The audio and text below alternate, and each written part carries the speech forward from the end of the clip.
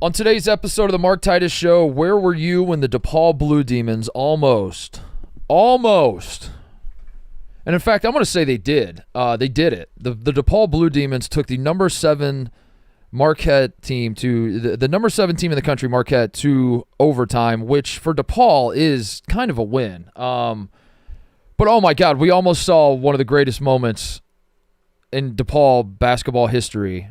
When DePaul, and I'm pretty sure this is true, this is a pretty sure stat, this would have been DePaul's first Big East win since 2006 of any kind. Any kind of Big East win since 2006. And they had Marquette, man. They had him on the ropes. In the end, I guess like the goaltending call in regulation was probably a bad call, and DePaul probably should have just lost right then and there. It should have just been a block shot, and that was game over right then and there. But holy hell, DePaul has been in the cellar forever, and Marquette is obviously the number 7 team in the country and probably the best team in the Big East.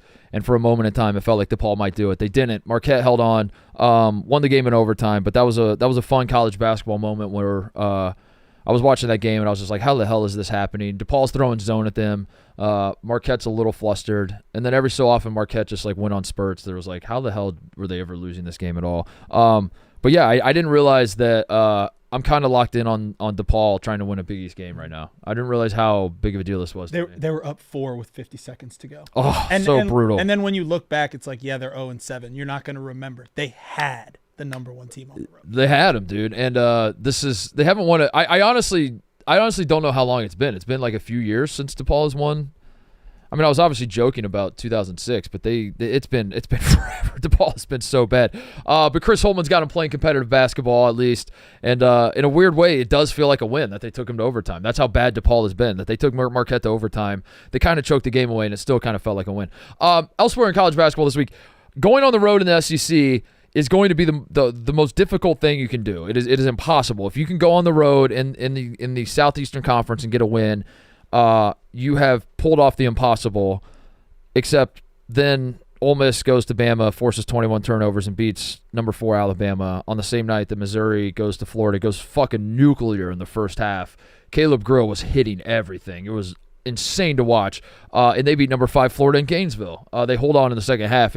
Florida came storming back, but Missouri could not miss in the first half. Suddenly the SEC, the toughest conference in college basketball, I still think that, the deepest, the best conference in college basketball. Some people get ahead of themselves and say it's the best conference ever that we've ever seen in any one year in college basketball. It felt like winning on the road in this conference was going to be impossible. And now 2 top 5 teams in the SEC go down this week. Elsewhere in the SEC, Auburn smokes Mississippi State without Janai Broome. Tahad Pettiford had a nasty windmill. That was awesome. That was just an awesome moment. Mississippi State suddenly can't guard anymore. I don't know why this happened, how this happened, but they've given up 88 and 95 points in their last 2 games. A program that I had been accustomed to like mucking it up. They were the Mississippi State Muckers. That's what I thought they were. And now they're scoring well, but they're not really guarding. And I don't know, Mississippi State's in a weird spot. I really thought that was a great opportunity to not necessarily win the game, but to kind of flex their muscle and say that we're different this year. Mississippi State I'm talking about. With Janai Broome being out, I know they're going on the road to Auburn. But boy, that was an ass whooping that Auburn gave to the Bulldogs. Iowa State pulled away late last night against Kansas. Kind of a close game, and then they end up winning by 17. The Cyclones seem to be in the driver's seat, and in the Big 12, their only loss, as everyone likes to remind, anytime you're watching Iowa State, it's an important note that their only loss was to Auburn, the number 1 team in the country. They lost by 2 points. Final possession, they were up by 18. So Iowa State is absolutely rolling, and Kansas kind of falls back down to earth. They were hot there for a second. Speaking of hot teams, Arizona smokes Baylor, and Arizona is sneaky red hot. I'm going to officially declare Arizona sneaky red hot. We're talking about Big 12 contenders. I threw out Iowa State and Houston, obviously, last show. I said Kansas is lurking. We have not talked much about Arizona, the newcomer to the Big 12, who is playing really, really good basketball right now after a dreadful non-conference performance from Arizona. But they pulled it back together, and they're at the top of the Big 12 standings. Kentucky scores more than 70 against Texas A&M, which you already know what that means. W for Kentucky. Travis Perry is like the new hot thing in Lexington right now. White kid shooting threes. It's a new era in Kentucky basketball. He's the exact type of guy John Calipari would not give 1 second of playing time to. And Mark Pope's like, yeah, young fella, why don't you get out there and hit some shots? And Zakai Ziegler last night kind of saved Tennessee's season. Tennessee's down 1 at halftime to Georgia at home. Zakai Ziegler goes nuts in the second half, and Tennessee gets a massive, like they pull away and they kind of blow out Georgia at home. And Georgia's not a bad basketball team, but that was a game that Tennessee needed to win big and get their confidence back. And there for a second, it looked a little dicey. And Zakai Ziegler took matters into his own hands on a night when Chaz Lanier was bad again, Tate. They wanted him to shoot. Chaz Lanier is bad again. Chaz Lanier, 2 for 16. He is now 8 for 43 in his last 3 games. So that's something we're going to keep an eye on. Rick Barnes should have said, we're paying you to make it. We're paying you to make, yeah. He said we're paying you to shoot. It was an incomplete thought from Rick Barnes. He was like, we're paying you to shoot. And he's like, fuck, I should have been more specific. We're doing fraud power rankings today as well. Fraud power rankings are back. It's been a while, certainly since the holiday break I haven't done them. So probably been a month or more at this point since we've done fraud power rankings. And I tried to do a consistent theme with the fraud power rankings. I tried to have a theme with the fraud power rankings. I tried to mix it up a little bit. And I think we're going to have some fun with those. So loaded show today, a lot to talk about. Let's get into it. All right, a lot to talk about. I want to get to the fraud power rankings. I feel like I spend too much time hyper-focused on these specific games, and then the fraud power rankings roll around, and then I breeze through them because we're out of time. So I want to make sure we have time for the fraud power rankings. My favorite part of the week.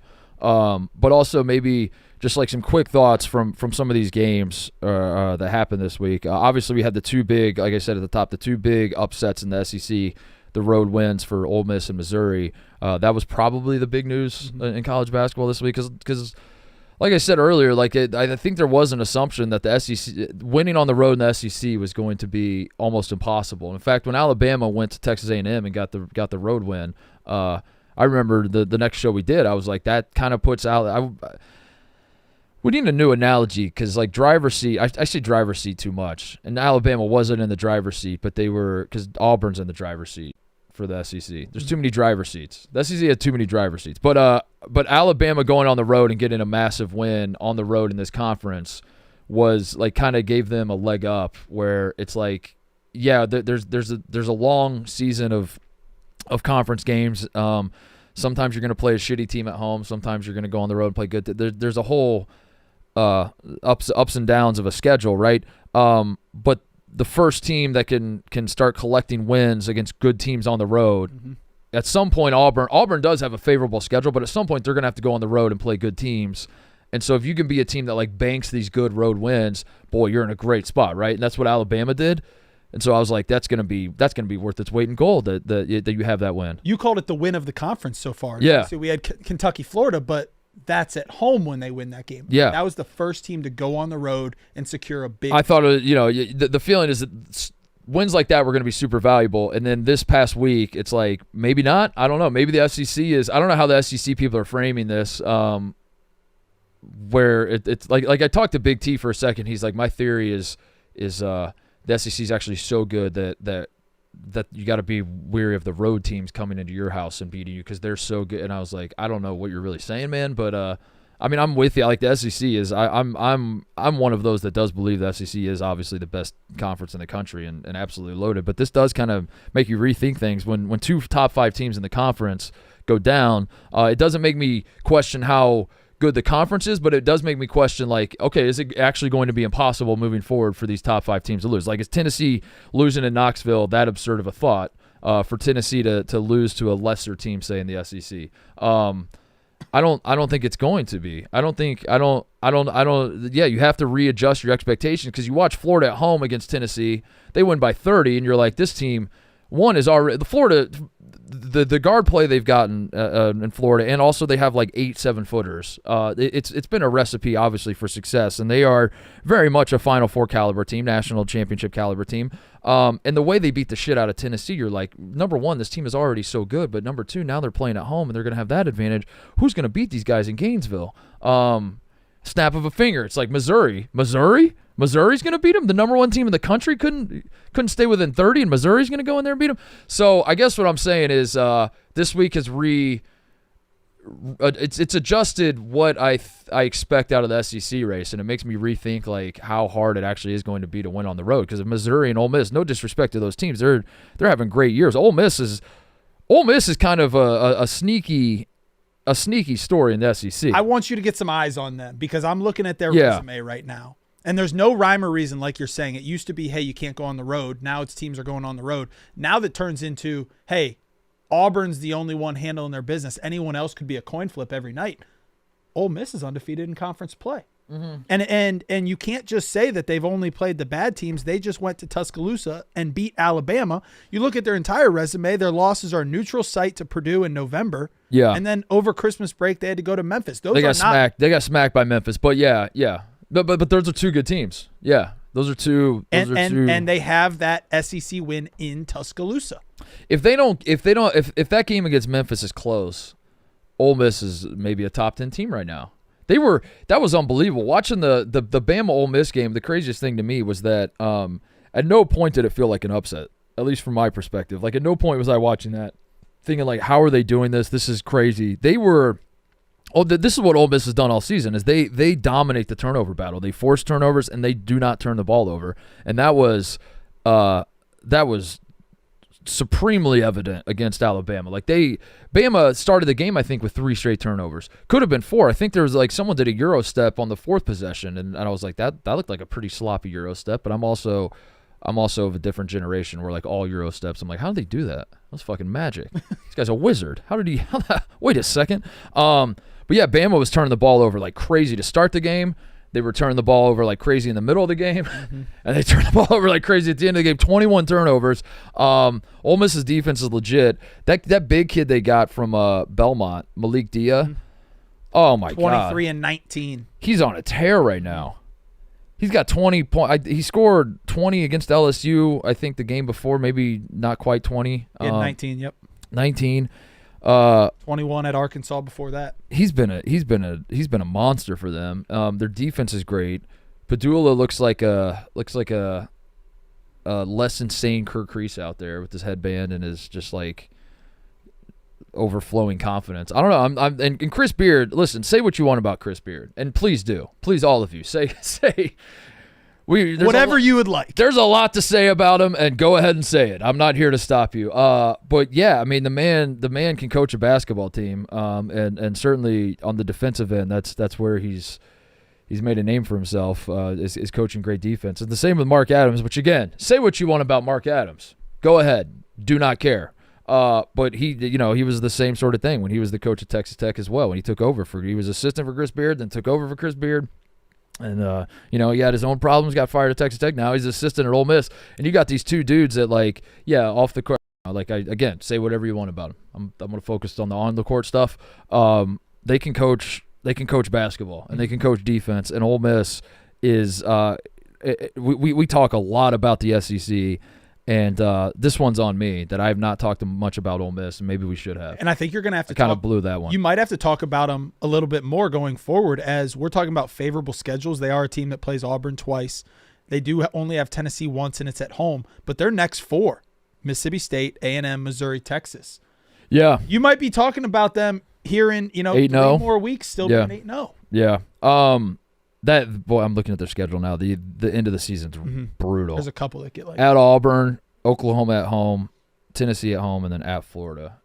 That's a brutal stretch to end the season. But yeah, Ole Miss is their defense is outrageous, and they had Alabama in hell the entire night. Grant Nelson looked like he never played basketball in his life. He was throwing the ball all over the gym. It was crazy. Titus, I should have saw it coming because on Tuesday, Bosco walks in here. Yeah. First thing he says to me, he goes, "You see Bama?" I said, "What about him?" He goes, 1 seed. Yeah. It wasn't even 12 hours later. 12 hours later. They lose on their home court. They lose. The other big one was Missouri beating Florida in Gainesville. They end up winning by 1, and it ended up being like an insane game down the stretch. But the story was like Missouri built basically what ended up being an insurmountable lead. It wasn't like, I guess, because Florida could have won the game in the end, but Missouri was up 16 at halftime. They scored 50 points in the first half. Their offense was outrageous. Caleb Grill, there was one play where the ball was just like bouncing around, and he just bends over and picks it up at his ankles and just immediately fires. Like the crazy thing about watching that first half wasn't that Missouri was hitting shots. It was that they were even taking these shots in the first place. They took just some of the most absurd threes, and they were making all of them. And they were playing with so much confidence. And it really was a ton of fun to watch. And, yeah, in the second half, it was a little bit different story, and Florida played obviously better than Missouri did and almost won the game. But Missouri jumping out to that massive lead was incredible, and that was kind of the story of the game to me. Was like Florida. I felt like Florida's defense became, especially in the first half, just like very panicky because Missouri was just hitting everything, and Caleb Grill especially was in a zone that I don't know. When guys get hot like that, it's so fun to watch, and that's what Missouri was in the first half. So we opened up in the comment section. We said, hey, if there's anything you want to hear Mark talk about, holler at me and I'll make sure he does. The number one comment so far, Mark, is can you comment on Missouri's resume? Because if you remember at the beginning of the year, we kind of fucked around, but we kind of didn't, and we took Missouri off the tar and feather list. The comment was, go back and look at Missouri's resume now. Win over Kansas, win at Florida, not a bad loss. Yeah, I mean, the point of putting Missouri on the list was I knew they were going to be good, but I don't think – they're still not going to win the national championship. I'm not worried about that. But, yeah, crazy resume. They beat the hell out of Kansas. They beat Florida at Florida. That's I mean, maybe you could argue – I mean, you know, we're splitting hairs if you want to say Ole Miss at Bama's a bigger win or this at Florida. Like, that might be the win of the year in college basketball, winning in Gainesville, especially when you just saw the number one team in the country was undefeated lose by 30. And I think it's safe to say, looking at this resume, that Missouri is now Missouri's a tournament team. Oh, yeah. So, yeah. I absolutely tournament team. Yeah, they're going to be I don't know, do we have bracketologies out yet? Up for you. Yeah, we have a bracket matrix. Buckeyes were last four in last time I checked. Who are you talking about? Lenardi? I think or just all of them. Yeah. What's bracket matrix say? Bracket matrix has. Well, now you got me distracted with the Buckeyes. Where are we? Oh, we're an 11 seed, dude. We're good. That's so fucking dangerous. That's so dangerous. Missouri and Ohio State are Here's my problem.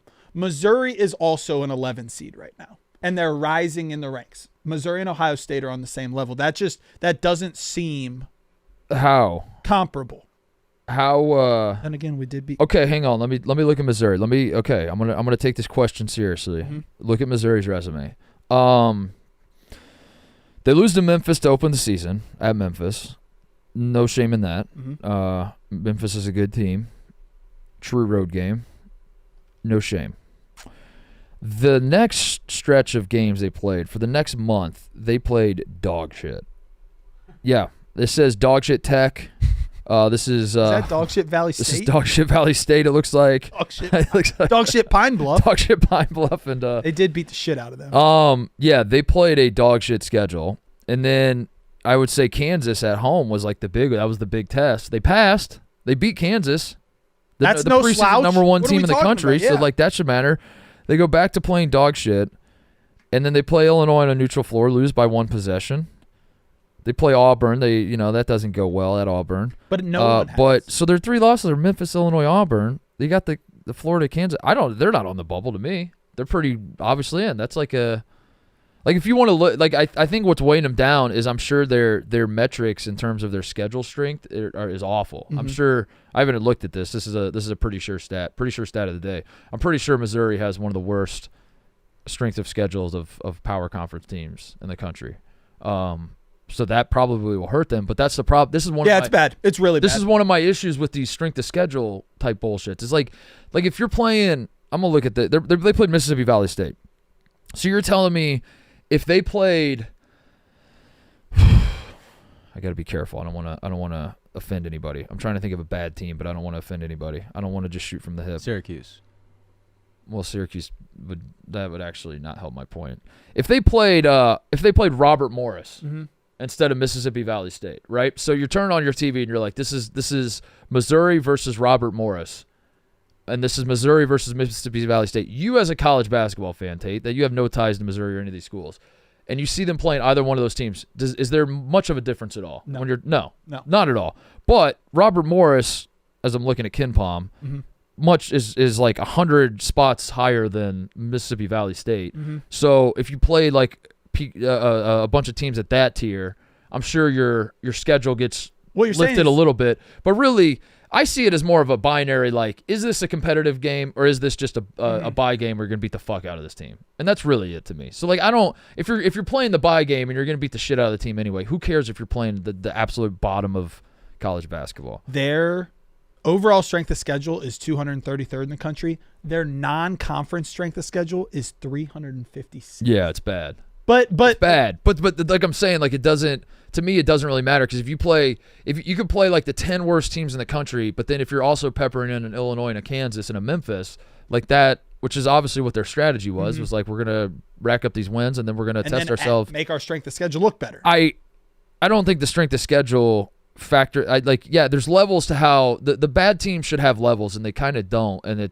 I mean it the other way. The bad teams to me like are all grouped together and instead they're giving them levels and it's like – Mississippi Valley State is like pulls your resume down way more than a Robert Morris would. Where in my mind, it's like they're both bye games that you're going to win by 20. Who gives a shit? I agree with you on that. It shouldn't really matter that much. It shouldn't you should cap off like every team. If you're 200 plus on like a Ken Palm say or like whatever metric, you should just be a 200 plus. Yeah, you should all be the same. Get Kenneth Pomeroy on the phone. That's a good idea. Get them all in the same group. But Missouri, massive win at Florida, and Missouri does have pieces, man. And I don't. When I put Missouri on the not going to win the national championship list at the start of the season, I did that precisely because I thought it would be funny throughout the season. Like I knew they were going to be they're much improved. They're awful last year, but they're obviously a much improved team. I think they are a tournament team. They have 2 huge wins, and I crossed them off because it'd make it more fun. If I crossed off like Northwestern, you're not really paying attention. And but Missouri makes it funny because they haven't ever made a Final Four, but they have dudes that like every single one of their guys is like 27 years old and has been playing college basketball for 8 years, and they all play well together. And Dennis Gates has them rolling, and he wears a suit and tie on the bench, and I think that's important. I think we need to acknowledge that. I think in this day and age, seeing guys wearing suits and ties on the bench, kudos to him for that. These fucking coaches, man. These quarter zips. I'm over it. Get out of here. I'm over it. You're a hypocrite. I'm over it. What am I, a hypocrite? You're a hypocrite because I know that if you would have got that Chicago State job, there is a 0.0, that might be too many decimals, % chance that you would have worn. Be a professional is what I'm saying. You're representing more than yourself. You're representing your university, and I think you need to wear a suit and tie. And if you don't, you're kind of cheating the game. That feeds into Jackson Clark's question for you, Titus. What, are we doing mailbags? Well, a little bit. You said, let me know what you want Titus to talk about. Well, I tasked you early in the week. I don't know if we talked about it on the show. I said I'm pretty transparent about this. I'm kind of a broken record about it. That I'm a basic. I not a basic bitch. I'm obviously a diehard college basketball fan, but I can't resist being fed eating the slop that I'm being fed. We'll put it that way. That like the way I consume college basketball is I will sit on my couch. I will look up the like top games of the day. I will then turn that game on and I will watch that game. Seems reasonable. I will throw on like ESPN or Fox and whatever game they're showing me, that's the game I watch. And I guess I'm kind of lazy. It's like technically, I don't put a ton of effort into like finding like the under the radar game of the day or like this guy, this dude at this mid major is on a tear right now and you got to watch him and all that sort of thing. So I told you, I was like, hey man, help fill in the cracks a little bit.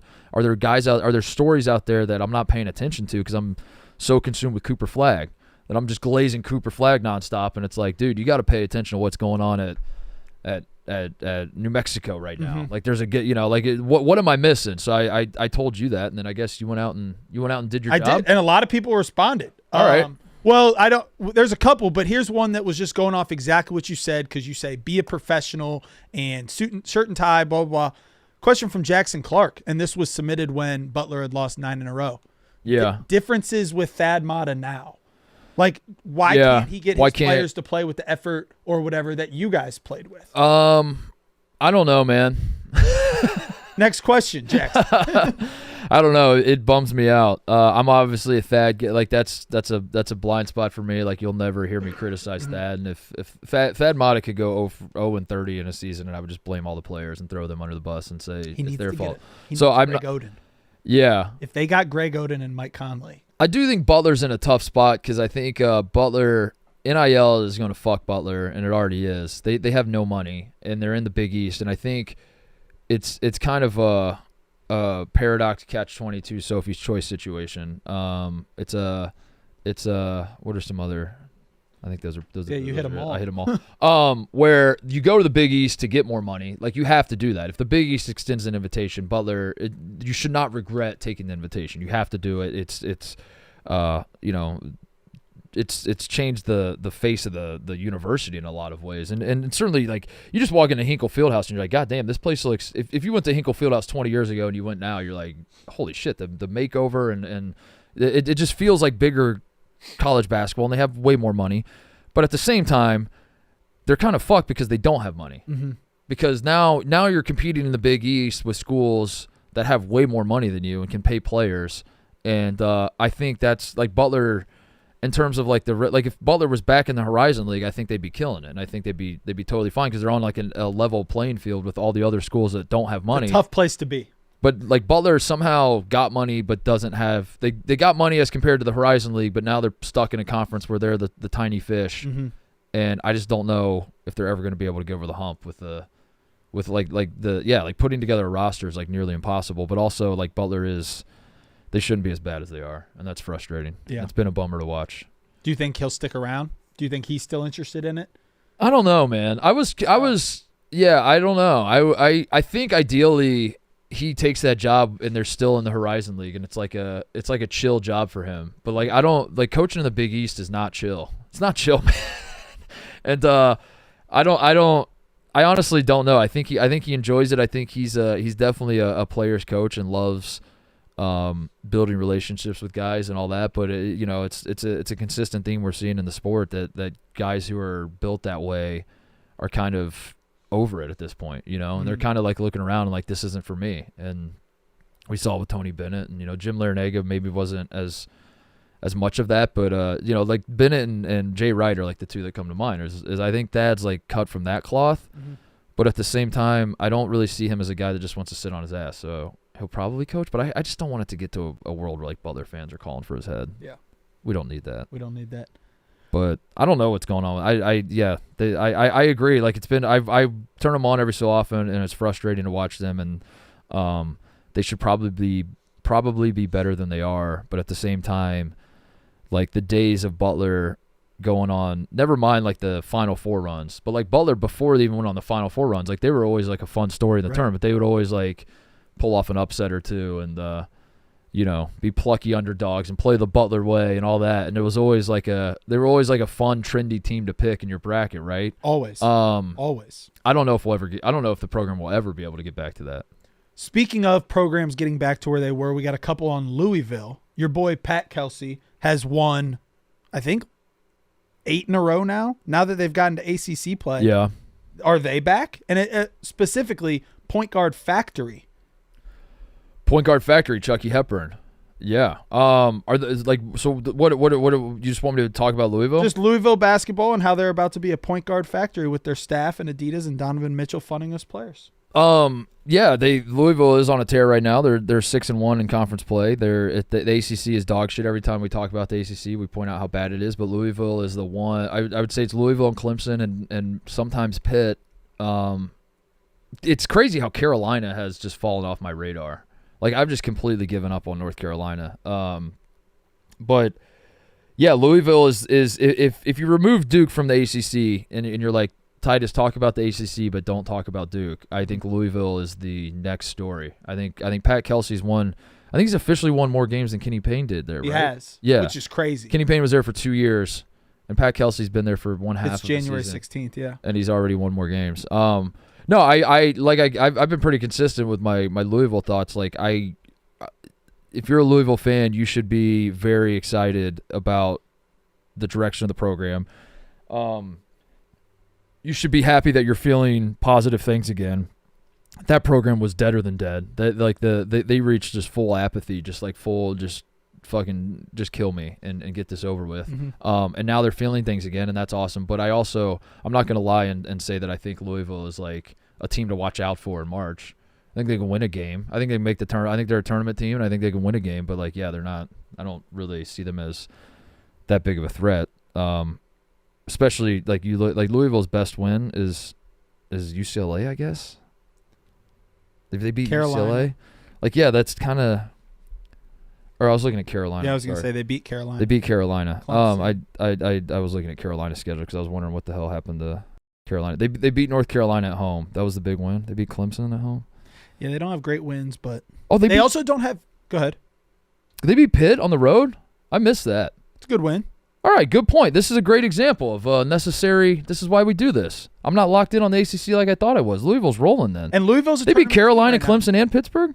Let's fucking go, dude. And Indiana.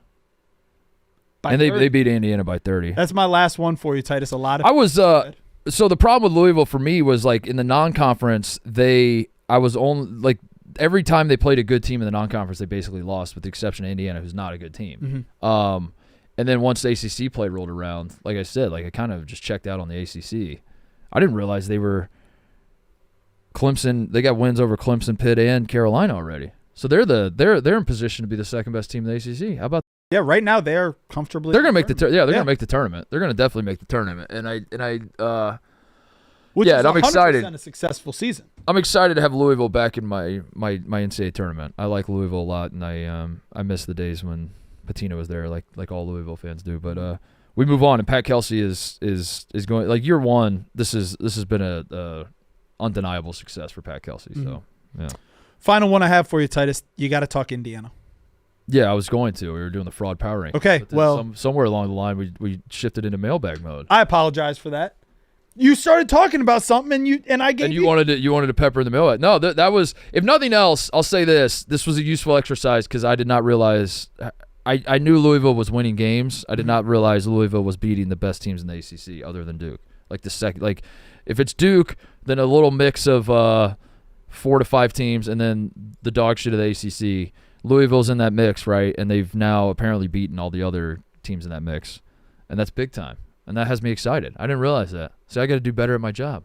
I'm too busy glazing fucking Cooper Flag in the SEC, dude. And watching. Well, I do want to add that. So one other thing then, we talk about SEC all the time in here, and we talk about how it's the best conference in the country. We have a question. Does playing in the best conference in the country, how often does that mean that one of those teams wins the national title? I don't think it correlates necessarily. I think sometimes it does, sometimes it doesn't. I don't necessarily think it has. Yeah, because it's like Duke is in a terrible conference, and Duke could.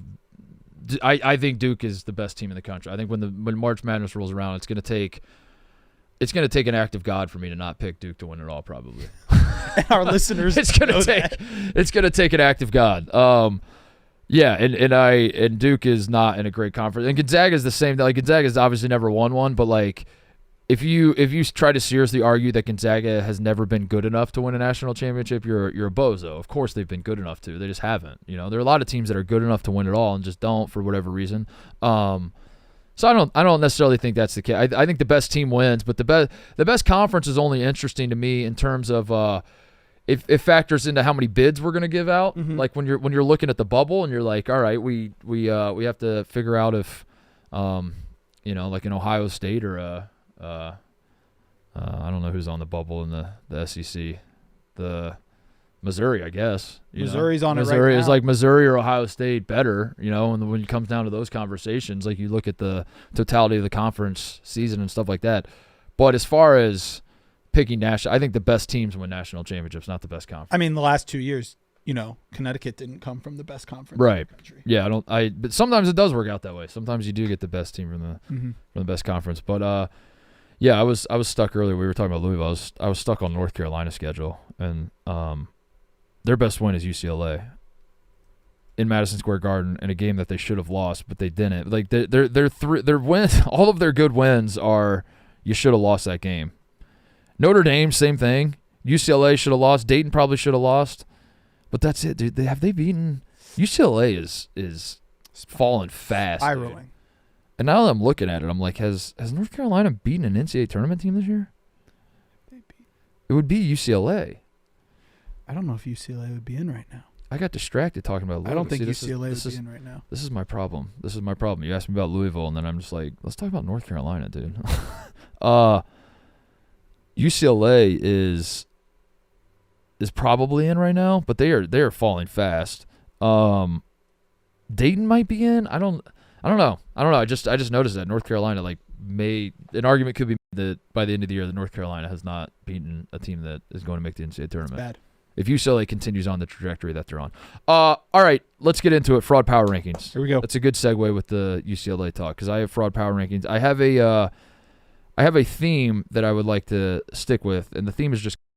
Oh, okay. The theme is it's all coaches. So spoiler alert, we're doing all coaches. It's top 5 fraud coaches in the sport today. Some honorable mentions before we get there, and these are not necessarily all coaches, but I wanted to stick with the top 5 being coaches. Number 1, Janai Broome is an honorable mention on the fraud power rankings because Auburn without Janai Broome beats the absolute shit out of Mississippi State, and it makes you think. It makes you think. And Tahad Pettiford's windmilling, and the crowd's going crazy, and Janai Broome is the best player in the country. So you have to wonder if Auburn. You have to wonder. I'm not saying listen. If you're hearing me say that Auburn is better without Janai Broome, you're putting words in my mouth. Did not say that. Although I did just literally say that, and I guess you could clip it and make it seem like I said that. Fuck.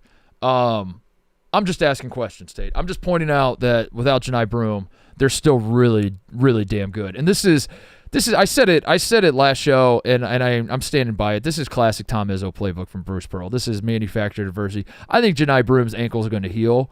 It might be healed right now. I think his ankles are going to be fine pretty quickly, and they're still going to sit him out because they're just going to build the confidence of everybody around him. You plug him back in, now away we go, and they have an absolute juggernaut. So yeah, Janai Broome is an honorable mention. He's not on the fraud power rankings, but you have to acknowledge the best player in college basketball doesn't play. You're playing a ranked team and you still blow them out.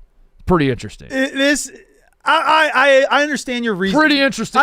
You know what else is pretty interesting? There's a 0.0% chance that if this happened to Cooper Flagg, that Cooper Flagg would be on the conference or fraud rankings. I don't know. Maybe I think you're disparaging Janai Broome. I'm just calling it like I see it. That's what I do. It's your illness. That's my illness. That's my cross to bear. I just call it like I see it. Fuck. Next honorable mention, Todd Golden. I don't know how I didn't see that coming. Todd Golden, who was probably should have been on the fraud power rankings, but I did him a favor. Mostly because when I was watching Missouri, Florida, I wasn't mad at Florida. I was just happy for Missouri, if that makes sense. I have a terrible analogy because people are going to think I'm comparing myself to him, and I'm not. I'm just telling you how I consume college basketball. You know how Peyton Manning will watch quarterback play, and he'll watch football, and you watch the Manning cast, and you think you have an idea of which team he's cheering for, or which team he's cheering against, or whatever, and then ultimately you just realize he's just cheering for good quarterback play. Good ball, yeah. That's all he wants. That's all he wants to see. That's kind of how I watch college basketball. Is I feel like going into a game, I have an idea of. Bruce Pearl's a guy I've not liked for a very long time. I think his career arc is insane, and the fact that he still the fact that he was ever employed, his career should have ended 4 different times, and he should have been unemployable 4 different times, and yet he continues to just win and continues to just power through.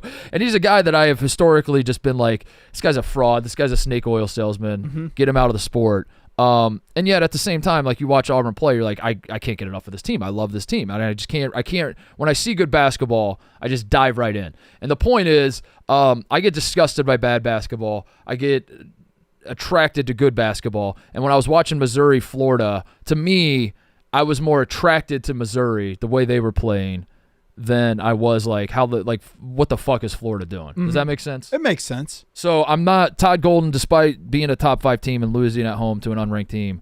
I felt like the story of that game was Missouri's first half, just hitting everything and playing with insane confidence. So Todd Golden's, but at the same time, That's his 3rd time being on this. Is it really? Of 4 rankings. We've only done this 4 times? I think so. Wow.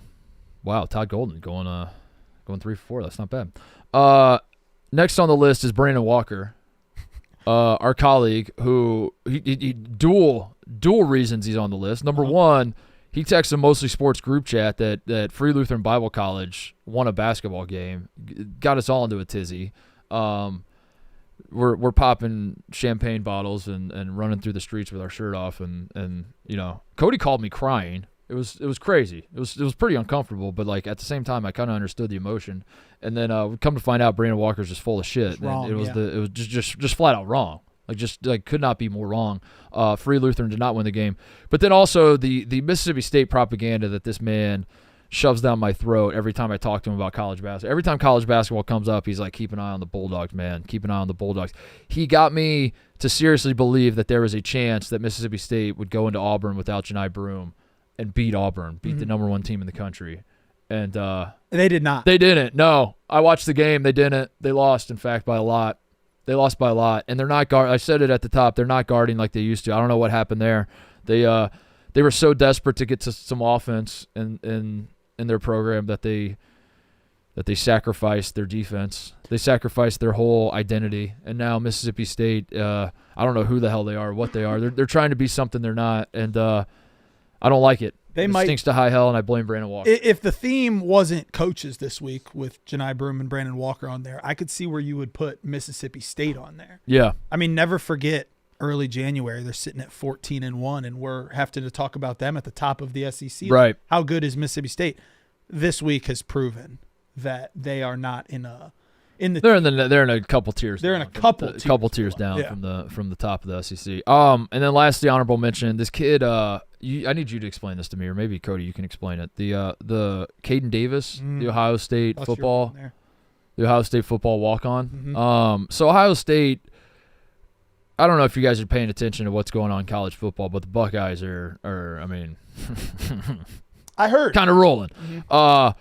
So Ohio State football is about to play for a national championship on Monday, and there's this walk-on named Caden Davis, who is apparently like making content, like he's on the team, but he's still like trying to carve out a career in content, and I think if you're on a team that's like not good and you're doing this, it's not that big of a deal. But this is a team playing for a national championship, and to have someone in that locker room who is not like pulling in unison with the rest of the team and is, I don't know what he did to get kicked off the team. I saw he was dismissed from the team. I don't know what he did, but I just think the whole idea of a guy who's a walk-on who's been given a great opportunity to be inside the locker room of a team that could, is playing for a national championship, to not take that role seriously and give the team everything you need in the walk-on role, and instead you're more concerned with like your post-playing career and some content on the side. For the first half of this speech, I was shaking my head like, good point. It's ridiculous. It's ridiculous, and it's a slap in the face to everyone that would love to be in that position. And I as an alum of Ohio State, I have to call it out, and I have to say that like wearing the scarlet and gray is a privilege, and the people that don't see that should be kicked off the team. I agree wholeheartedly. That was incredible. I got to give you a tip of the cap because you truly had me for the first half there. That does not fly in Columbus, does it? No, you can't do that. No, you can't. Other places, fine. Yeah, you can't do that in Columbus. Yeah. What's the story? So you know me, I'm deep into this, and when something like this happens, I start getting DMs from all over. I am currently investigating, but I can tell you he hasn't been with the team for a while. Oh, really? So on 3, when you reported yesterday, like it happened.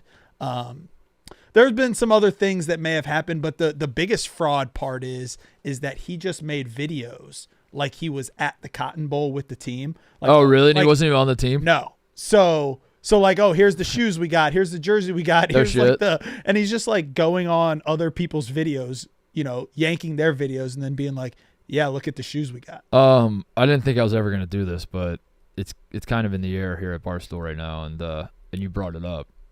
So I actually did the same thing my last 2 years at Ohio State. No way. I wasn't even on the team. You just had people texting you videos? Mm-hmm. Yeah, and any footage of me playing was just CGI. Wow. That wasn't even me out there. That was a hologram. It is. I guess everyone's coming clean now here. Yeah. Dear Diary. That's hilarious, though, that he was just pretending to – yeah. Let me say this, a little foreshadowing for our viewers. Jack Mack, TikTok guy, does deep dives. I'll be sending him a text today. I think I got some stuff that he might want to break down. Oh, yeah, this is a story.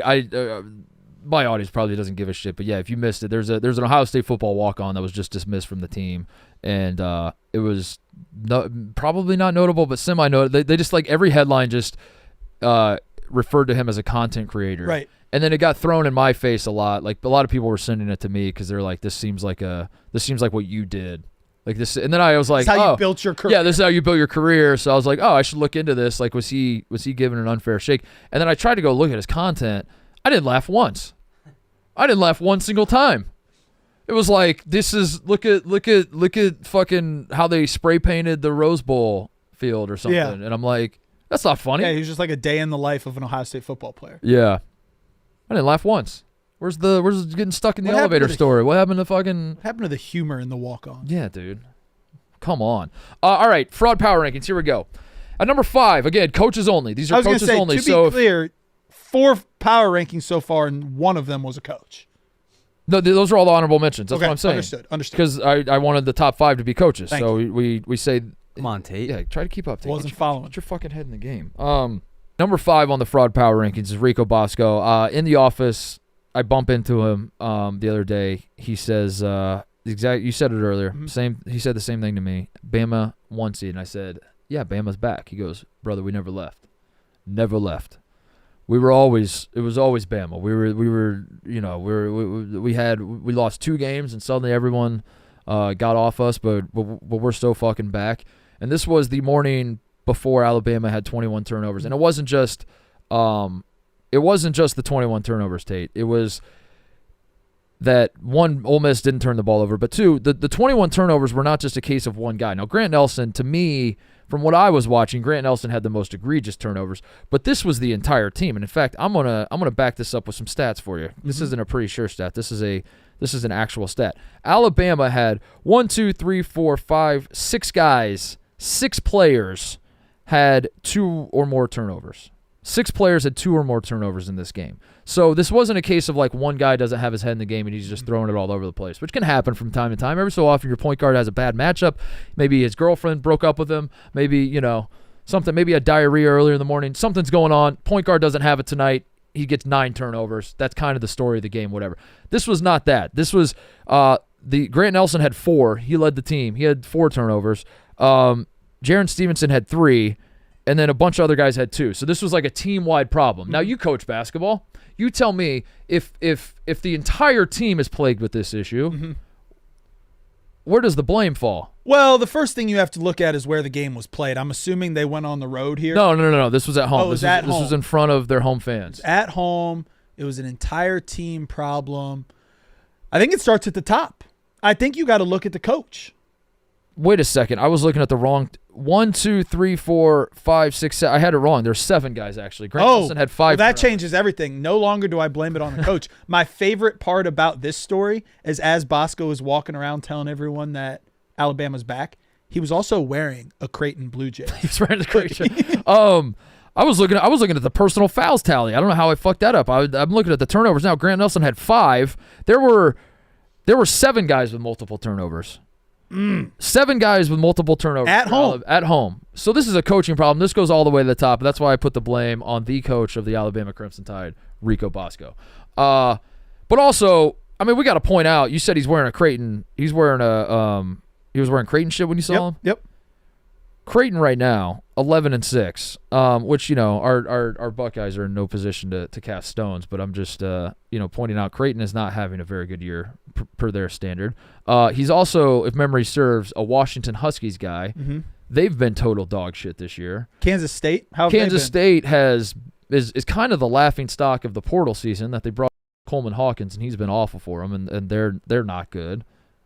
Just interesting times for Bosco. He's all in. He's put all of his eggs in the Bama basket, and as soon as he starts puffing his chest a little bit, Bama has 21 turnovers and 7 guys with multiple turnovers. Remember, for the Final Four, if Alabama is not included, he has to bus there from New York.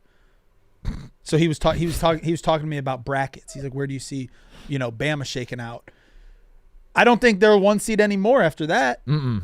So the question is, what do you get into? 1 seeds are going to be it's Duke almost certainly is going to be a 1 seed. Big 12 champion is almost certainly going to be a 1 seed. Auburn. Or maybe if it's not even the champ, like just whoever emerges from the Big 12. Yeah, Iowa State. Whoever emerges from the SEC, which is probably going to be Auburn. And then maybe the SEC gets a second, or maybe the Big 12 gets a second. Maybe, yeah. The SEC as a conference is going to get the most bids, but I don't know who the last 1 seed. Yeah, I guess Bama's not dead yet. But they're not dead, and they probably were in it when Bosco was talking about it. But now right now it might be. It's probably Tennessee, honestly, even though they lost by 30. Number 4 on the fraud power rankings, Bill Finley. Kind of self-explanatory, so we'll just move on to number 3. Number 3, Bill Finelli, head women's basketball coach of the Iowa State Cyclones. Now, why is he on the fraud power rankings? I'm going to tell you why. The Iowa State women, this is a pretty sure stat of the day. We've had a lot of those, but this is the one I really want to be the pretty sure stat of the day. Iowa State women have gone 7,000 straight basketball games hitting a three-point shot. That streak is now over. Wow. That streak is now over, and it's all because of Bill Finley and his coaching. He was the coach during the entire streak. Whoops. No, Iowa State had a streak snap, and I wanted to bring this up, but I obviously it's Bill Finley. I don't know much about the guy. I don't know much about the program, but I thought one, it's interesting that it's Iowa State is in the news for not making threes when like everyone's introduction to women's college basketball was their rival Iowa and the player that they had that bombed threes. Yep. And meanwhile, Iowa State's like we hit threes all the time. We kind of invented the 3-point shot. We've hit threes in every game going back to like the 90s. That's crazy. But everyone just focused on Caitlin Clark in Iowa, obviously. But their streak just snapped. And I don't want to, like, whatever. I was more curious, your thoughts on a streak like this, how important this is. If say, like, Ohio State had a streak like this and there was 3 minutes left in the game and we had not hit a three and it became a point of emphasis that we have to make sure we hit a three, would you be okay with that to preserve the streak? Or would you be like, this isn't that important. Why do we care so much about this? Well, it dates back to February 19th, 1995. And my problem with when he took over as coach. and my problem with this streak is that they did win the game by 13. Yeah. When the streak was broken. So they should have. You have to. Or maybe they did. I don't know. I didn't watch the game. I turned it off. I was watching, and then once it was out of reach, I turned it off.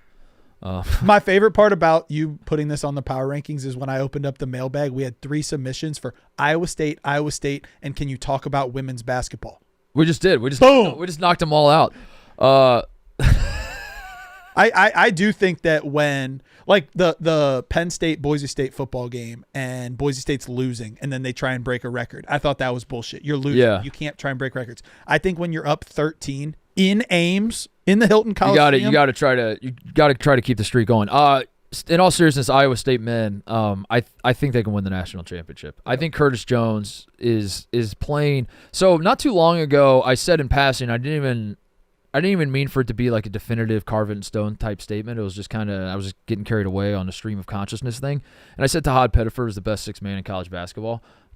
I want to redo. I want to redo badly. Curtis Jones is so obviously the best sixth man. And I just fell in love with Todd Pettiford early in his run here at Auburn. And basically that Houston game, that'll just like stick in my mind forever. I remember in the second half when he just kind of took over that game and changed the feel of the game. Mm-hmm. And I just loved how smooth that kid was. And I got carried away, and we were talking about Auburn at one point. I just remember just like saying they might have the best player in the country.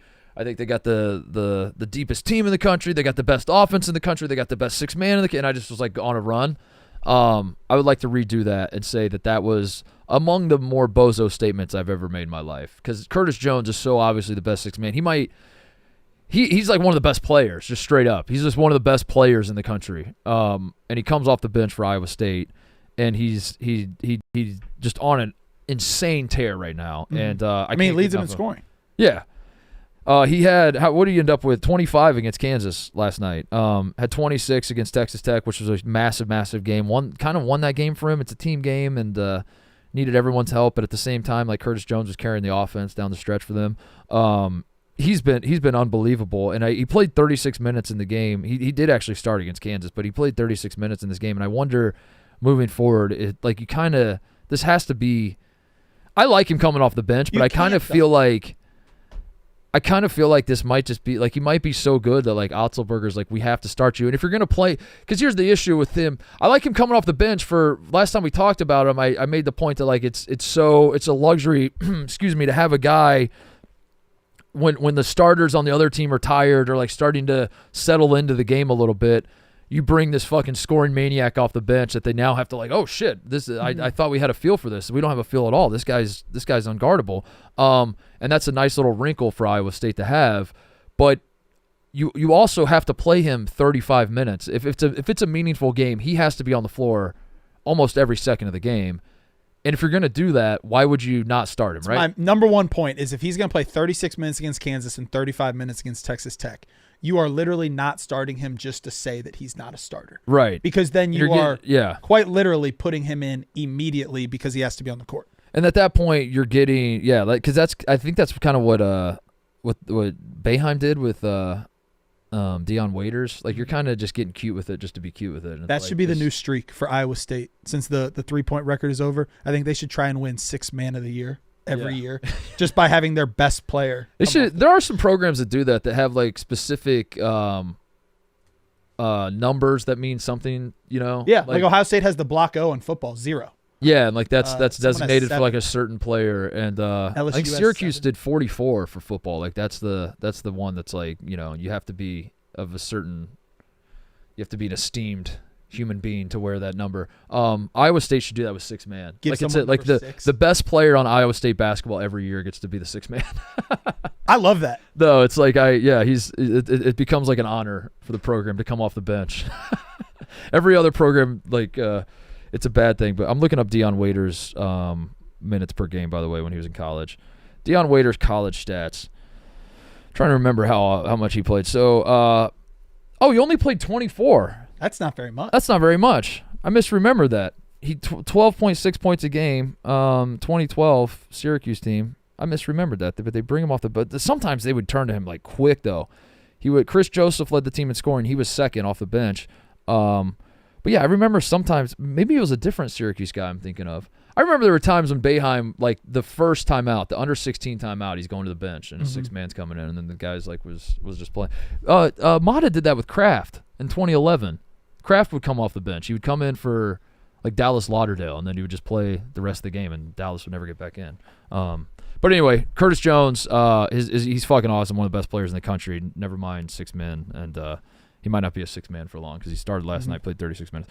But yeah, that was number 4, Bill Finley, the women's coach at Iowa State. What do you think? Record snapped. My last question about streak that. Snapped, I should say. What do you think the coach, like, do you go in and say, like, all right, guys, that's the end of an era, or do you say new streak starts tomorrow? Like we're hitting a 3.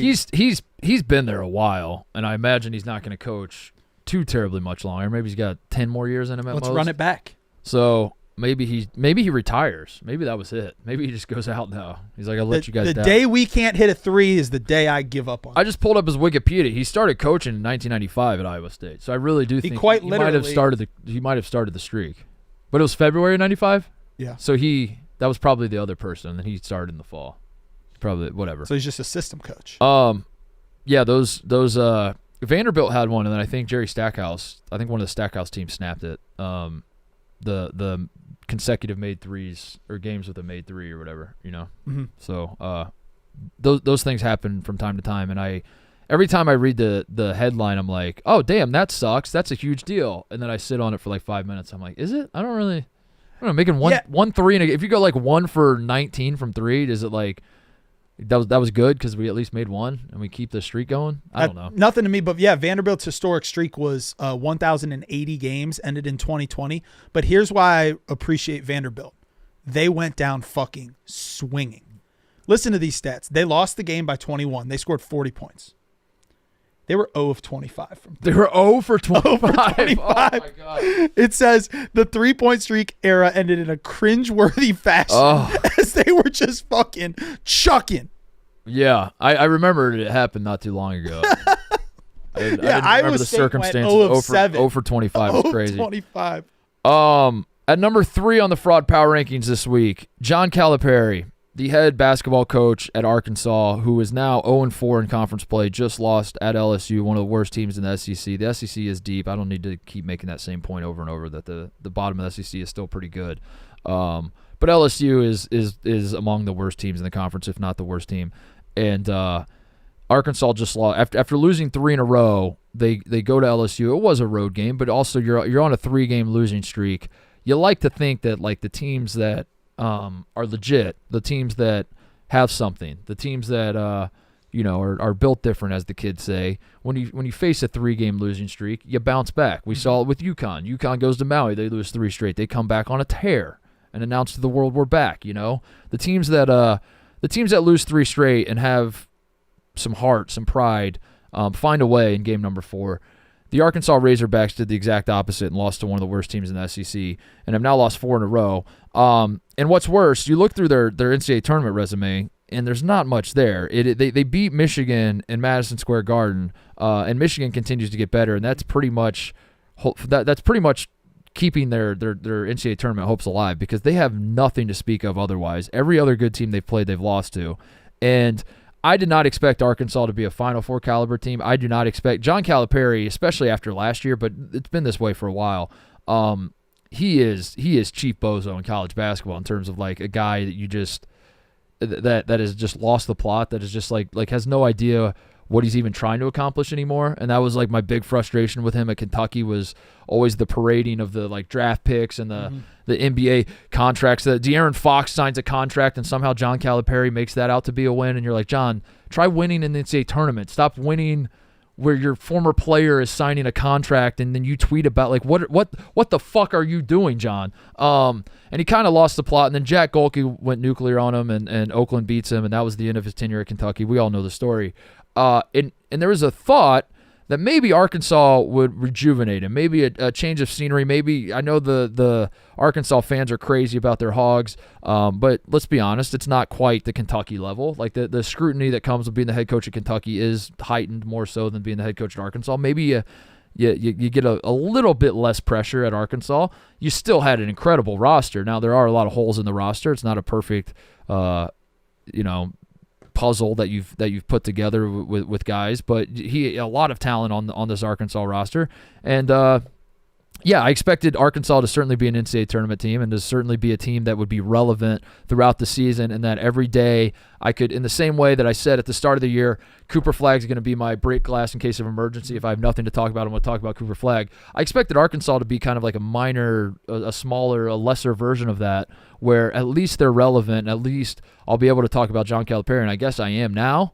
But if this continues, like, we just kind of pull the plug and we're like, I get, like, Cal just kind of fucking sucks. He's just done. It's just over. I guess he's never going to figure out. It's year 1 for him, so I will give him that grace that I extend to everyone else. When it's year 1 in a new program, like you're trying to build your new thing at the new place. But given the talent they have, they shouldn't be 0-4 in the SEC. They shouldn't be, and it's not just that, because like the SEC is good, and you look at the teams they lost. Tennessee, Ole Miss, and Florida are very, very good, and there's no shame in losing to those teams. It's the non-conference was also underwhelming, and then now you just lost to LSU, and suddenly you look up in Arkansas, they can't even be close to the bubble, can they? There's no way. No, they're not. There's no way. That's the thing. So there's teams in the SEC that started off hot, and now they just need to tread water to make sure they make the tournament. Arkansas has put themselves in a situation where if they don't make a splash in the SEC, their resume is so bad that they just simply will not be in the tournament. Yeah. My question to you is, though, you said that the only saving grace, benefit of the doubt that you can give Cal right now is that it is year 1, where you have to put in a system. But what does that look like for Coach Cal? Because his system is get the very best players. But how do you get the very best talent if you turn in a year 1 season like this? Money. You have to say, look what I did at Kentucky. And that's why he probably continues to do that. He does. That puts out the propaganda that, like, Boogie is on the verge of a lottery pick right now. He's going anywhere from 12 to 15. But that's why this is Arkansas fans are now seeing, and I think Kentucky fans are seeing it too. This is what I would tell Kentucky fans, and then they would yell at me and say you're a hater, and I was like, dude, at some point you guys are going to see the light, and you're gonna be like, oh my God, I feel free now. And that's what I feel like they've broken the shackles of the Calipari cult, is what Kentucky fans have done. And now they're like, oh my God, Mark Pope. This is like that Travis Perry kid, this white dude on Kentucky who's a Kentucky kid, freshman, who's like getting more minutes. I don't know. He played a lot against A&M and played decently well. I said it at the top, like that's a great example of a guy that he's a Kentucky kid that would cut his dick off, I'm sure, for Big Blue Nation if they asked him to. And that is the exact type of guy that John Calipari would just give 0 minutes to, would just like never give a fuck about Like they had Cal, I guess, sort of did it with Dominique Hawkins back in the day. I think he was a Kentucky guy that like the fans loved, and he would throw him a bone from time to time. But I don't know, Mark Pope. As far as like Mark Pope, just from my perspective, I feel like Mark Pope gets it in a way that John Calipari was in business for John Calipari, and Mark Pope like literally would die for that program and those people, and it's just been like night and day. And I feel like Kentucky fans finally see that. And I say all that to say that now Arkansas fans get to experience the John Calipari, where like it's going to be a disappointing season. You're going to not accomplish what you thought this team might accomplish. But then the NBA draft will roll around. Boogie Flynn will be a lottery pick. John Calipari will be on ESPN doing interviews and chumming it up with all the ESPN guys and somehow try to spin it as though this was great because I got my guys drafted. And ultimately, that's more important than winning basketball games. Yeah, I mean, Arkansas right now, if we're keeping score at home, Arkansas projected first-round picks, 2. Kentucky, 0. Yeah, and take that. Yeah, exactly. And Cal will frame that as a win because that's way more important. It's the game of life that matters most, and my guys are put in a position to succeed. Does he believe that, or is he a snake oil salesman? Because he is both, but like, does he think that this is successful if he has 2 dudes go in the first round? I think he really does believe that, and I think that's that's why he'll continue to recruit. So you asked me like, how is he going to get guys? He's always going to get guys because of that reason right there. He's always going to be able to say like, listen, you know, what are your when you're going to recruit high schoolers or you're in the portal or whatever, and you're asking the guys, what are your goals? No guy is going to be like, Coach, I want to finish top 4 in the SEC. Coach, you know what I want to do? I want to bring some goddamn pride to the Arkansas Razorback program. Nobody's gonna say. They're all like, I want to go to the NBA, dude. That's what I want to do, and I want to make money. And that's the one thing Cal can say. I'm really good at that. But then the frustration, if you're an Arkansas fan, is like, does that help us? Is that like what's? So you're just kind of. I guess that Travis Perry guy you mentioned is the literal perfect example because he's a 6'1" white dude that is never gonna play in the NBA. What is his goals in college? To play at his fucking home state of Kentucky. Yeah. And go win a national championship for Lexington. Yeah, and he's going to be a fan favorite. I'm sure he's going to probably stay 4 years at Kentucky and 5,000 point scorer in high school. Yeah, 5,000. Yeah, the guys like that are yeah. I mean, in the portal era, like guys like that, I think are going to stand out even more. Like the hometown local kids that love the program. I think the fans like are going to rally behind those guys even more. All right, number 2. On the fraud power rankings, John Wooden. I was thinking about this as I'm watching this UCLA slide, and Mick Cronin is losing his mind. UCLA lost it at Rutgers the other day. They have now lost 4 in a row as well. They've lost 5 of 6. Luckily beat Gonzaga in that game that was played in fucking, where did they play that? They played that in like Anaheim, I want to say. I don't think they played that in Southern California. But yeah, they beat Gonzaga over the Christmas break, and that's like the only thing saving them in the stretch. They choked away the game in Madison Square Garden against North Carolina, get the bounce back win against Gonzaga, and then Big Ten play has started in earnest now, and they've lost 4 in a row, culminating in the pretty bad loss to Rutgers, who like if you're serious about like UCLA not too long ago was a team that I said could win the Big Ten because of how well they were playing defense, and that's no more, and now they're losing to some of the worst teams in the conference. UCLA is on an incredible slide, and Mick Cronin feels like he's trying to get fired or just trying to see what he can get away with. Didn't do like a post-game press conference, just throwing his team under the bus when he does do the press conferences. There's just like every time UCLA plays basketball, there's a story about Mick Cronin and how he's lost the locker room and whatever. I put the blame on John Wooden, and I'm going to tell you why. John Wooden built the template. John Wooden has the blueprint on how to win at UCLA. He called it the pyramid of success. Mm-hmm. He took years and years and years to build this thing, mm-hmm. right? And if you look at the pyramid of success, I'm on it right now. It could not be more straightforward. Mm-hmm. It is a roadmap for every UCLA basketball coach. You take the pyramid of success, you apply it to your UCLA basketball team, your college basketball team, you will have success. John Wooden proved this over and over and over again. You teach your boys how to put socks on, which is what he would always do. He'd always sit them down in Pauley Pavilion and say, Bill Walton, I'm going to teach you how to put your socks on. This is important. Bill Walton, get yourself a haircut. This is important. These are important pillars of the pyramid of success, right? John Wooden built what was an infallible, just a perfect roadmap on how to be successful.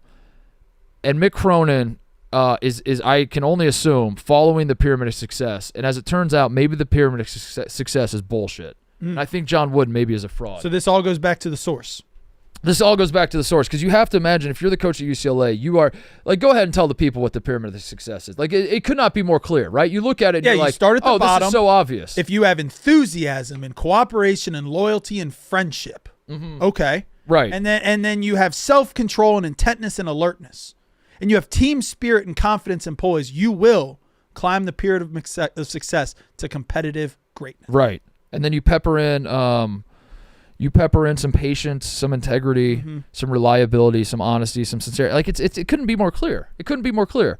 And yet at the same time, it's not working. So what do we do? So it's either Wooden, didn't have the formula, or Mick Cronin's reading comprehension could also be on the formula. Maybe it is Mick Cronin is at the end of the day. Maybe it's Mick Cronin's fault. Maybe John Wooden. I wouldn't go as far yet to say that it's a Mick Cronin problem. I think it could be still Wooden. I think the pyramid of success it's aging poorly, and I think it just can't be applied to college basketball today. And I think John Wooden was built as pyramid against plumbers, and I think when you look at what it takes to be successful in college basketball today, that pyramid just does not work.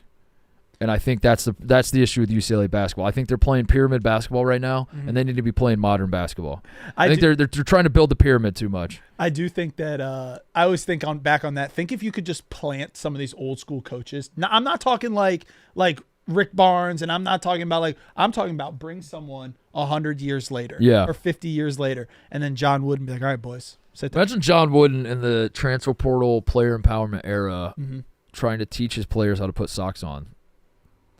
I don't know why that stuck with me so much, but I remember Bill Walton talking about that he used to explain the importance of doing the little things correctly, and he would start with, here's how you should put your socks on. I did that for a long time. Starts with making your bed. Yeah. Starts with doing things the right way. Yeah. They'd make a TikTok about it. A day in the life of a UCLA basketball player. Yeah. No, I was I don't know, I got into a rabbit hole. I was reading about UCLA and Mick Cronin and all sorts of stuff, and then I stumbled across the pyramid of success, and then I laughed to myself, and then I thought, why don't we throw John Wood on the fraud power rankings?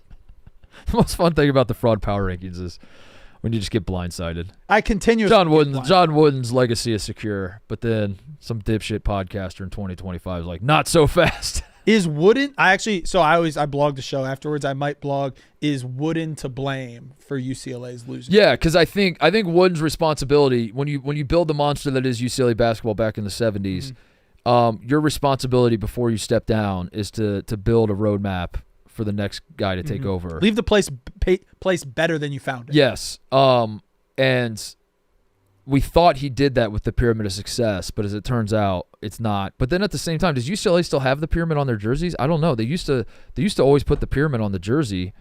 Is that the problem? Maybe they're not pyramiding enough. Maybe the pyramid is good and they need to go back to the pyramid. I don't know. You do a deep dive on that. And you let me. Yeah, I'll figure that out. You let me know what you find. Is the pyramid to blame, or do they need to lean more into the pyramid? Whatever the case, UCLA is in free fall right now, and Mick Cronin is losing his mind. And seems like Cronin's putting the mid in pyramid. Let me say this. Cody started the show today by saying he's got something good. Cody, I hope that was not. You were waiting all show to get that off? Was that it? No, that wasn't. You still got something good? Yeah. Nice. Pyramid. I get it now. Yeah. Like mid, like average, like not very good. That's damn good. That's damn good, Cody. That's damn good. That's why we keep you around. Oh, no. People are saying that UCLA now has the pyramid of mediocrity. Oh. That hurts. Oh, that's devastating. Oh, no. I think Cody's was better. All right, number 1 on the fraud power rankings. This is tough. Got to do it, though. What is my cross to bear, Tate? What is my disease that At the end of the day, you have to tell it like it is. Yeah. I call it like I see it. That's what I do. And the number 1 fraud in college basketball right now is my father, Coach Titus. Holy shit. My father, Indiana alum, Hoosier through and through. A handful of years ago, the Indiana Hoosiers moved on from Archie Miller. They fired him. They said, Archie, we thought you were the guy. We hired you from Dayton.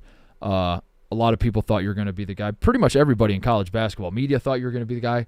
I thought he was going to be the guy. It made so much sense that Archie Miller would have success at Indiana. He did not go to an NCAA tournament in 4 years. Now, in 2020, the tournament got canceled. Indiana was on the bubble, probably. Who's to say what would have happened? There's literally no way of knowing. He could have made it there, but the record shows Archie Miller never made an NCAA tournament. At Indiana, unacceptable, fired, right? Mm-hmm. They hire, at the time, there was a belief that maybe they could hire Brad Stevens. Now, historians of the game will remember that I personally got Brad Stevens to Indiana off the board in Vegas. That's a thing that can happen. You can look that up. You could bet on whether Brad Stevens would be the head coach at Indiana. And I memed Brad Stevens to Indiana so hard.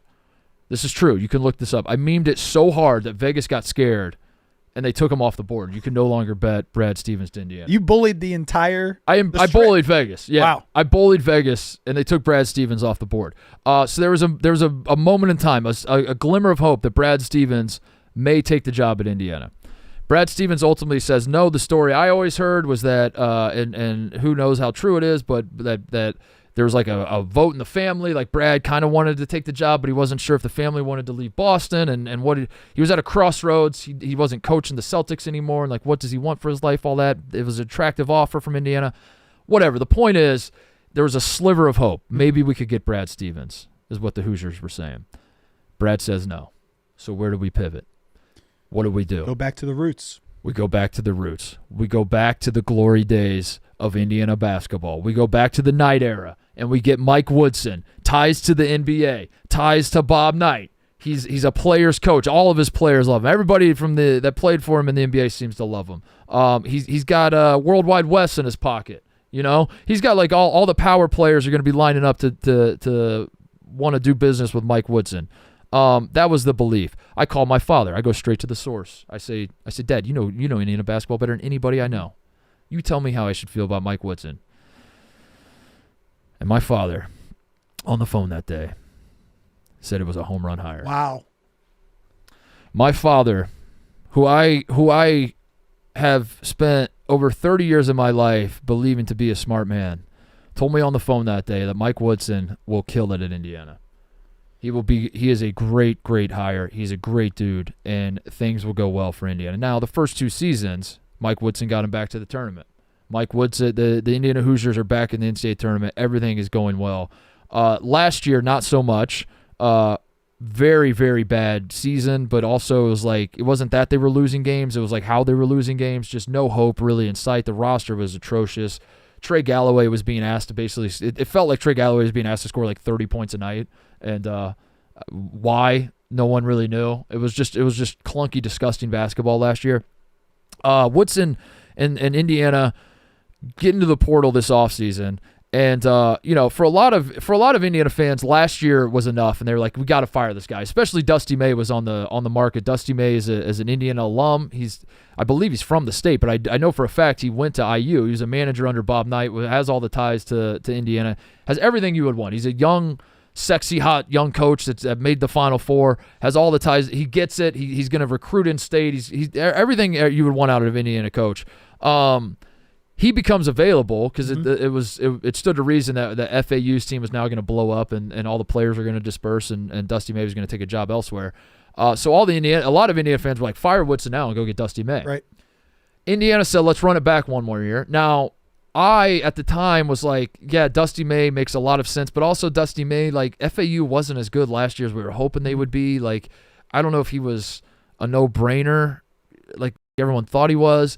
And also, like, Woodson, I don't think he's a long-term answer, but Indiana had not made the tournament for 5 years. They didn't make it in the last year Tom Crean was there, and then they didn't make it for 4 years with Archie Miller. Like I said, the 1 year was canceled, but it had been 5 years since Indiana made the tournament, and Woodson had gone to back-to-back tournaments. So I was like, one bad year, yes, it was bad. Yes, I see all the bad omens for the future that you all see. Like, I see his style of play is not going to. I see everything, but I'm saying, like, what if you just give him one more year, let him go hit the portal, let him go get all the guys he needs to get, open up the war chest a little bit, and come back next year and make this the make or break year, right? That was kind of my thinking. I was like, as a guy who didn't go to Indiana and doesn't have those ties, I was willing to be more patient because it didn't really matter to me. But a lot of Indiana people were like, fire him now. Anyway, this was supposed to be the year, Tate. This was the year that Mike Woodson, if he is in fact the man for the job, there's kind of no excuses. Indiana, with the exception of Liam McNeely decommitting and going to UConn, their offseason went as well as anybody could have reasonably imagined. They hit on basically every portal target they had. They brought in every single person they wanted. There should be no excuses for IU this year. And now they have lost back-to-back games. The Illinois was up. I'm pretty sure this is true. This is the pretty sure stat of the day. Illinois was up 49 points in the first half against. I made that part up, but it got so high. You ever watch basketball and you like can't do the math anymore? Yeah, and it's like it's just too much. It's just like 27 to 64 and you're like, I don't even know, man. This is a blowout. That's the point it got to. That's the point it got to in the first half. The Indiana fans are chanting, "Fire Mike Woodson." This is the immediate game after they lost by 25 to Iowa. They have now lost by 25 plus in 3 games already this season. The effort is non-existent. The coaching is non-existent. And what's worse is the fans are at a point, from where I'm sitting, it feels like the fans are at a point where full-blown apathy is set in. They have like the Louisville feel, the Louisville had with Kenny Payne, where it's just like we can't even feel, we're just numb to how depressing this situation is at this point. And I think it all goes back to my father. Yeah. I think it does. I think when they hired, I think if my father tells me this is a bad hire, I think I start putting out the propaganda that like this was a mistake. And as the guy who got Brad Stevens off the board in Vegas, I think everybody was turning to me when Indiana made the hire, and they're like, "What do we think about this?" I turned to my father. He said, "Home run." And then I kind of feel like it's my dad's fault that Mike Woodson's still the coach at Indiana. So he's done, right? Is that the thought? If this continues, he has to be done. Yeah, he has to be. But I think I thought Woodson would be a good hire because I thought Woodson would be. He's not the guy to get them back to the Knight era. Yeah. He's not the guy that's going to get them back to Final Fours and national championships. He was the guy to steady the ship and then pass it off to the guy. That was what I thought the plan should be, and that's why I thought he would be a good hire. Because like if you look at the first 2 years, that was. Yeah, Indiana's not back in the Final Four, and the people that love to dunk on Indiana are like, you guys have insane expectations and want to win national championships and go to Final Fours and win the Big Ten every year. That's just not realistic. Indiana fans were like, we kind of just want to make the tournament, to be honest with you. Like, that's kind of all. Like, at this point, we just want to make the tournament. And Woodson did that for 2 straight years, which, like, once they got there, the wheels kind of fell off, and it wasn't super encouraging. But, like, the thought is get back to a level where Indiana's consistently making the tournament, pass it off to the next guy, and then maybe the next guy can take the next step, right? Mm-hmm. And if he would have stepped down last year, kind of would have been not a perfect tenure as the Indiana coach, but it would have been like, Mike, you did your job. Slap him on the back, be like, yeah, listen, pass the baton to we weren't very good this year. We missed the tournament, but whatever. You did your job, Mike. He is digging his heels in. It feels like he does not. It feels like he is daring them to fire him. And this is the issue with hiring legends of your university. And Mike Woodson, he's not the top tier legend at Indiana, but he's close. I mean, his playing career was special, man, for as a player, and he means a lot to that program as a player and as a figure in the state as a basketball player. And then going on to coach in the NBA. I know he wasn't the greatest coach of all time, but like he is someone that matters, quote unquote, to that university, right? The problem with hiring a guy like that is when it gets ugly like it is now, how do you handle it? What do you do? Because you're right. If this was me coaching Indiana, they would have fired my ass 1,000% last year. That's the problem. But now if you fire Mike Woodson, you start doing the politics of it all of like, what do we lose if we do that? Are we cutting out, like, is there a contingent of guys that are legends of the game that are legends of the program, I should say, that have ties to Woodson that are now going to feel betrayed and are now going to turn their back on it? Are you cutting off like the Knight era, which a lot of the young IU fans are like, please, for the love of God, cut it off and let's build something new. But obviously the old heads, the boomer Indiana fans are like, no, dude, that's the only time we were ever successful was the Knight era. Right. Why would you cut that out? That's where you use the term dig his heels in. That's where Mike Woodson needs to determine if he's not the person for the job here, the firing or the booing or the holding on until you can't even hold on any longer is just going to make everything worse in the relationship terms. If he is willing to step away, how prominent of a job is it anymore? You've got this Indiana blood in you. I'm reading about most likely replacements, and the first 3 names I see are Jay Wright, Brad Stevens, and Dusty May. Who said that? I'm reading. I just Googled. What are you on? Are you on Peegs? Bustingbrackets.com. Are you on Peegs? Shaka Smart, Scott Drew, Billy Donovan, Chris Beard. That's your finalists. I'll take any of those. Yeah, of course. Yeah, of course. A wish list. I think they should go after Dusty May. I don't know what his buyout is at Michigan, but like we live in a new world of like the idea of like Dusty May's at Michigan now, so you can't go after him. I think that used to be true. That used to be like how the terms of engagement in the Big Ten. I think those days are gone. Urban Meyer fucked everything. Yeah, I think you can do whatever you want. I think you can do whatever the fuck you want and go get whatever coach you want if you really want to try. I don't know. I'm biased. I grew up in the state, and I do believe that Indiana, the state of Indiana basketball matters more, and there's at the very least, it is very fertile recruiting ground. You have a fan base that gives a fuck and has given a fuck forever and will give a fuck forever. There's a lot of money. So I think like you add all those together. If you're asking me how good of a job is it based on the results of the program, I could see why people would think it's not a very good job. But there's a reason that like a lot of coaches see it as a top tier job, and some coaches see it as their dream job, and it seems insane, but it's because the state will always in 2048. I guarantee you, the state of Indiana will produce 10 to 15, 20 Division I players in that senior class. In 20, those kids aren't even born yet, and there will be a crop of Division I players coming out of that state. There will be the Indiana fan, the IU fans, the Purdue fans, the Butler fans, the Notre. Everyone across the state will care deeply about basketball. They would all, if you like asked them to a man, like how much money would you give to ensure that XYZ happens with your basketball program, they would all say an absurd amount of money. So I think you add up all those factors, it is a desirable job. But at the same time, if it's such a desirable job, why did they get Mike Woodson, I guess? And why can't they find a coach that sticks? I will say this, though, my final thought on the Indiana coaching thing, and because there is a belief that Indiana, since Bob Knight was fired, Indiana has not been able to get it right with the coaches. They've tried a million different coaches. They just can't get it right. The program's dead. It died with Bob Knight. They got it right, Tate. They made the right hire. They had the right head basketball coach at Indiana, and his name was Kelvin Sampson, and they fired him. That was the correct basketball coach, and they fired him because he was making phone calls.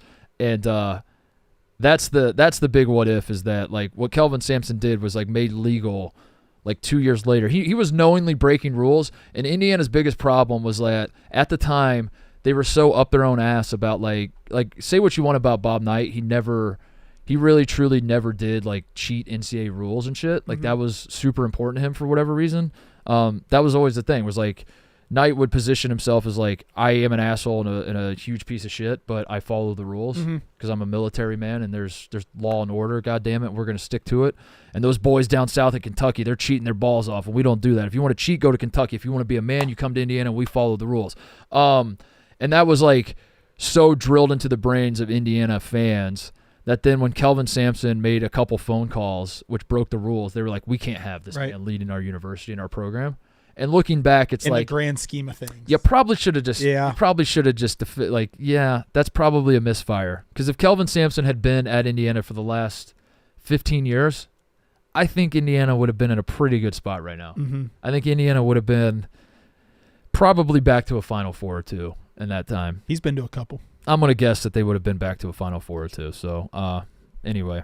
That's my thoughts on Indiana, and it's a rant I do often about Indiana. Yeah, that was the most impassioned speech I've heard in a long time. Indiana's the program, even though I played Ohio State, I feel like Indiana's the program I know best just because I grew up in it, and I know those people. I know what makes them tick, and what makes them tick is being mad when your team loses by 25. That's the difference between Indiana and other states. No, we do. I do think basketball's special in Indiana, but I also, Spies Fieldhouse carved up all they tore up all their basketball courts and put pickleball courts down. So maybe basketball doesn't matter. Might as much not mean that much. All right, we got to go. Mostly Sports is about to start. I ran long. We got carried away with the fraud, as I always do, dude. Every time I do fraud power rankings, we got to dive into them right away. Mm-hmm. But I appreciate the mailbag stuff. We need to do more of that. Sin Tate stuff, like, yeah, I'm shifting blame on the Tate and Cody. Like, if I'm missing something, let me know what I need to be talking about. If there's guys going on tears right now that I'm missing, or teams that are hot, because Louisville's a great example. I knew Louisville was much improved this year. I didn't realize they had started ACC play with so well. Shout out Cody. Cody started rocking the timestamps. People were very appreciative. Oh, you're doing timestamps now? Yeah. Shout out Tate. Happy birthday, man. Oh, thank you. It's your birthday? Was that what you said was your big thing? Don't worry about it, cuh. All right, that's a show. It's your birthday? It is. Oh, happy birthday, Tate. Thanks, I didn't know that. Thanks, Yeah. guys. Good poll, Cody. Thanks, man. Bless See you. you guys.